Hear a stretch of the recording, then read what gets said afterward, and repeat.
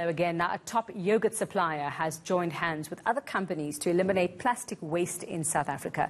Danone is among signatories to the SA Plastics Pact, which was launched last month by the Worldwide Fund for Nature. Now, signatories pledged to reduce the use of non-recyclable and non-reusable plastic in their packaging processes. They will also source sustainable materials and create a second life for all plastics. Let's chat some more about this now with Danone Southern Africa's Communications Manager, Masi Mkhize. Masi, good evening.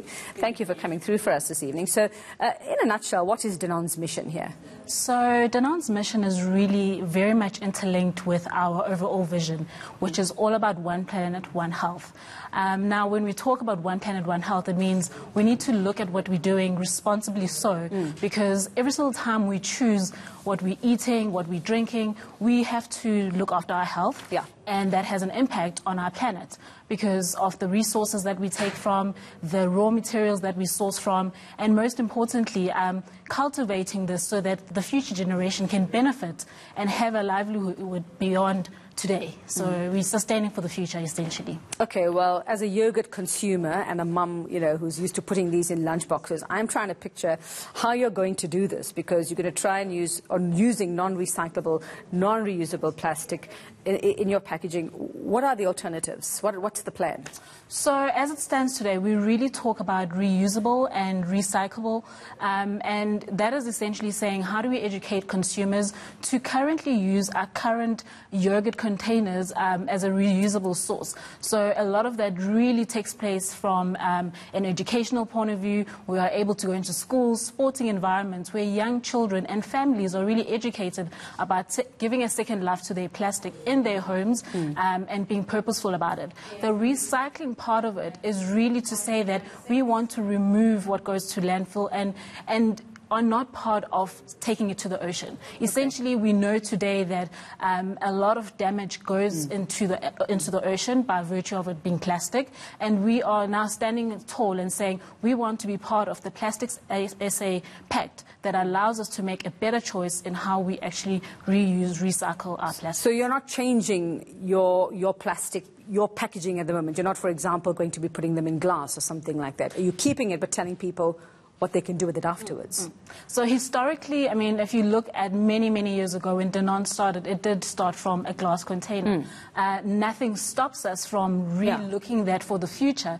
But if we look at what's currently available to us, the resources that we have and investments that we're making, we're more talking from a place of what can we do with our containers? What can we do to make sure that we are being responsible in how we purchase, how we reuse them, how we recycle, and how do we educate the greater South African population to be a part of this mission. It's not something that we can change overnight, and that is why we are collaborating with other industry partners in order to do this, and that's predominantly through our suppliers and supporting members. So you're not ruling out using glass in future, but I'm assuming that would make it a bit more expensive. It would definitely make it a little bit more expensive, so we have to look at our value chain. But in essence, we also realize that we can't make the change on our own. So yes, if we want to look at other ways of materials, there's a lot more processes that come into play. So what we have control over, we're making a stand for right now.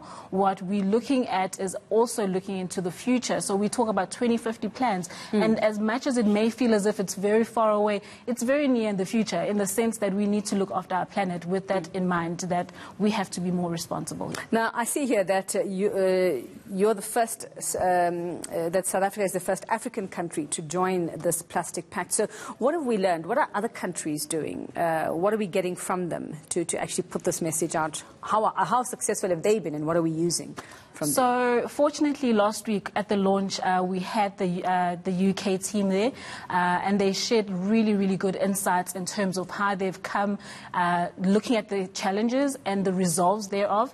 One of the similar countries that we resonate with is Chile, and we'll be taking a lot of learnings, and that's because we understand that we have what we call waste pickers in South Africa. We've got a very different model in how the ecosystem actually plays itself out, and we need to also support that to a certain degree and make sure that we are also creating opportunities of employment where we can and sustaining this through the waste pickers. So we'll definitely be learning from the likes of Chile. And I'm sure we have something to teach them as well. Most definitely. What have we got to teach them? Well, from South Africa, we really are are quite a conscious country. Our recycling is really good in comparison to the rest of the world, despite what many people may think. And that is something that we pride ourselves, because we look at what our counterparts have done, and we really are saying, let's collaborate, let's bring industry, let's bring corporates, let's bring private sector to be part of what government is trying to change, and we want to interlink the different governments together to